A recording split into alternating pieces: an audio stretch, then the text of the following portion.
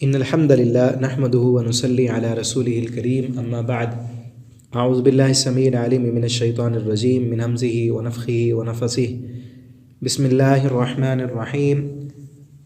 وَلَقَدْ أَرْسَلْنَا نُوحًا إِلَىٰ قَوْمِهِ إِنِّي لَكُمْ نَذِيرٌ مُبِينٌ۔ ترجمہ قرآن کے سبق میں آج انشاءاللہ سورہ ہود آیت نمبر 25 سے ہم نے پڑھنا ہے، اور یہاں سے اب آگے تقریباً سورہ ہود جہاں تک ختم ہوتی ہے، انبیاء کے واقعات اللہ تعالیٰ نے سابقہ جو رسول تھے ان کے واقعات ترتیب کے ساتھ بیان کیے ہیں، اور انہوں نے جب اپنے رسولوں کی نافرمانی کی ان پر کیا کیا عذاب آئے، کیا کیا اپنے رسولوں کو انہوں نے جواب دیا، اور رسولوں نے جا کر ان کو کیا کہا، وہ سارے واقعات بیان ہو رہے ہیں۔ سب سے پہلے حضرت نوح علیہ السلام کا واقعہ ہے، پھر اسی طرح حضرت ہود علیہ السلام جو عاد قوم کی طرف بھیجے گئے، پھر سمود، اسی طرح ترتیب کے ساتھ چلیں گے۔ پہلے یہ دو رکوع جو ہیں ان میں حضرت نوح علیہ السلام ان کی قوم کا ذکر ہے۔ وَلَقَدْ أَرْسَلْنَا نُوحًا إِلَىٰ قَوْمِهِ، اور البتہ تحقیق ہم نے بھیجا نوح علیہ السلام کو ان کی قوم کی طرف۔ إِنِّي لَكُمْ نَذِيرٌ مُّبِينٌ، انہوں نے جا کر کہا اپنی قوم سے کہ بے شک میں تمہیں ڈرانے والا ہوں واضح۔ کیا ڈرانے والا ہوں؟ اللہ تعبدوا الا اللہ، کہ نہ تم عبادت کرو مگر اللہ کی، ایک اللہ کی عبادت کرنی ہے۔ انی اخاف علیکم، بے شک میں ڈرتا ہوں تم پر، عذاب یوم علیم، دردناک دن کے عذاب سے۔ فقال الملأ، پس کہا سرداروں نے، الذین، ان لوگوں نے، کفروا، جنہوں نے کفر کیا، من قومہ، اس کی قوم سے، ما نراکا، نہیں دیکھتے ہم تجھے، الا بشرا، مگر تو بشر ہے، مثلنا، ہماری طرح کا، تو بھی تو ہماری طرح کا انسان ہے، تجھے اللہ نے نبی کیوں بنا لیا ہے؟ وما نراک اتبعک، اور نہیں دیکھتے ہم تجھے کہ پیروی کی ہو تیری، الا الذین، مگر ان لوگوں نے، ہم وہ، اراذلنا، جو ہمارے کمزور لوگ ہیں، بادی الرأی، کم سوچ والے، یعنی غریب غربا، انہوں نے آپ کی بات مانی ہے۔ اور یہ نا تاریخ اس بات پر شاہد ہے کہ حق ہر دور میں جن لوگوں نے شروع میں حق قبول کیا، جنہوں نے اپنے رسولوں کی تصدیق کی، ان پر ایمان لائے، وہ وہی لوگ تھے جو معاشرے کے غریب تھے، معاشرے کے کم تر لوگ، اور دنیا کی نظروں میں چھوٹے سمجھے جانے والے، ان لوگوں نے ہی رسولوں کی تصدیق کی ہے اور بات مانی ہے۔ جن کو دنیا کم تر سمجھتی تھی اور صاحب حیثیت خوشحال طبقہ ہمیشہ وہ محروم رہا ہے۔ ابھی سے ہم شروع کر رہے ہیں آگے پیغمبروں کے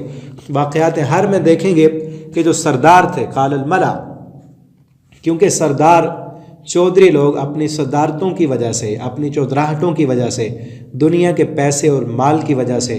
ان کے ذہنوں میں ایک غرور اور گھمنڈ ہوتا ہے، اور پھر ان کے چودراہٹیں جانے کا خطرہ ہوتا ہے۔ اور یہاں پر یہ بات بھی قابل غور رہے، یہاں بھی آگے بھی جتنے واقعات پیغمبروں کے بیان ہوں گے وہاں بھی، کہ اب پیغمبر آ کر کہتے تھے ایک اللہ کی عبادت کرو، آگے سردار آڑے آتے تھے، کیونکہ وہ سردار اپنی عبادت کرواتے تھے۔ اصل عبادت یہ نہیں کہ صرف عبادت نماز پڑھنے کا نام نہیں ہے، ہاتھ باندھنا، قیام کرنا، رکوع اور سجدہ کرنا، اس کا نام عبادت نہیں ہے، صرف اس کا نام عبادت نہیں، بلکہ حکم ماننا یہ بھی تو عبادت ہے نا۔ اللہ کے مقابلے میں کسی اور کا حکم مانا جائے تو اسے معبود سمجھ لیا، ایسے سمجھو اس کو معبود بنا لیا، اور یہی ہم پیچھے پڑ چکے ہیں۔ سورہ توبہ میں جب آیت اتری تھی کہ اتخذوا احبارهم ورهبانهم اربابا من دون اللہ، کہ ان علماء کو یہودیوں اور عیسائیوں نے رب بنا لیا تھا اللہ کے سوا، تو عبداللہ بن سلام نے رسول اللہ سے پوچھا تھا، آپ صلی اللہ علیہ وسلم سے پوچھا کہ ہم نے تو رب تو نہیں بنایا، ہم عبادت تو نہیں کرتے تھے، آپ نے فرمایا کیا ان کا حکم مانتے تھے بغیر دلیل کے آپ؟ تو انہوں نے کہا جی ہاں۔ آپ نے فرمایا یہی تو رب بنانا ہے نا، یہی معبود بنا لینا ہے۔ تو یہ سردار، کیونکہ یہ اپنا حکم منواتے تھے غریبوں سے، چھوٹے لوگوں سے، اور یہ چاہتے تھے کہ ہماری سرداریاں قائم رہیں، اور پھر یہ بھی کہہ رہے ہیں کہ دیکھو کمزور لوگ جن کے پاس دنیا کا ساز و سامان نہیں، عیش و آرام نہیں، دنیا کی سہولیات نہیں، پیسہ میسر نہیں، اور دنیا کے اعتبار سے گھٹیا سمجھے جانے والے لوگ، انہوں نے آپ کی بات مانی ہے۔ آج بھی ہم دیکھ لیں کہ جن کے پاس دنیا کی فراوانیاں، عیش و آرام اور سب کچھ ہے، وہ اتنے زیادہ دین سے دور ہو جاتے ہیں، ٹھیک ہے نا۔ دین قبول کرنے والے، نماز پڑھنے والے، نیکی کی طرف آنے والے اکثریت جو ہے زیادہ تر وہ لوگ ہوتے ہیں جو معاشرے کے غریب غربا ہوتے ہیں۔ اور نبی کریم صلی اللہ علیہ وسلم نے بھی یہی فرمایا تھا۔ آپ نے فرمایا اللہم احیینی مسکینہ و امیتنی مسکینہ، اللہ مجھے مسکین رکھنا، غریب رکھنا، اور میرا حشر بھی غریبوں کے ساتھ کرنا۔ اور آپ نے اپنے صحابہ سے کہا مجھے اگر ڈھونڈنا ہو تو غریبوں میں ڈھونڈو، ٹھیک ہے نا۔ ایک ٹولی لگی ہو نا، مجلس لگی ہے، یعنی آپ سمجھیں کہ آپ کسی جگہ پر گئے ہیں، دعوت ولیمہ پر گئے ہیں، تو پھر کیا ہوتا ہے، کوئی داڑھی والا ہے تو وہ دیکھتا ہے کہ کس ٹیبل پر داڑھی والے بیٹھے ہیں کہ میں ادھر جا کے بیٹھوں، ٹھیک ہے نا۔ جو دوسرا ہوتا ہے وہ اپنی طرح کے بندے ڈھونڈتا ہے، ٹھیک ہے نا۔ امیر طرح کے جو لوگ ہوتے ہیں، امیر ذہن والے، سردار، چودھری، ملک، خان، وہ اپنے جیسے لوگوں کو ڈھونڈتے ہیں کہ ہم وہاں بیٹھیں۔ رسول اللہ نے کیا فرمایا کہ مجھے ڈھونڈنا ہو، جب ٹولیاں لگی ہوں، لوگ بیٹھے ہوں، مجھے اگر ڈھونڈنا ہو تو وہاں آنا جہاں غریب بیٹھے ہوں۔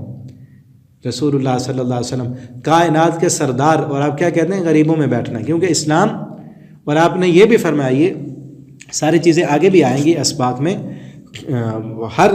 قوم کی جو سردار تھے وہی آڑے آئے۔ آپ صلی اللہ علیہ وسلم نے فرمایا کہ دین قبول کرنے والے شروع میں غریب تھے، پھر یہ دین پھیلے گا اور بڑے بڑے سلطنتوں اور بڑی بڑی حکومتوں میں داخل ہوگا، لیکن قرب قیامت پھر یہی دین غربا میں چلا جائے گا، اور یہی لوگ ہی دین کے اصل وارث اور دین کو سہارا دینے والے۔ آپ اسلام کی تاریخ پڑھ کے دیکھیں، شروع میں وہی لوگ صحابہ کرام جو کمزور تھے، اور یہاں بھی ہر قوم کے حالات میں ہم دیکھیں گے اراذلنا بادی الرأی وما نرى لكم علينا من فضل، اور نہیں دیکھتے ہم کہ تمہیں کوئی فضیلت ہو ہم پر،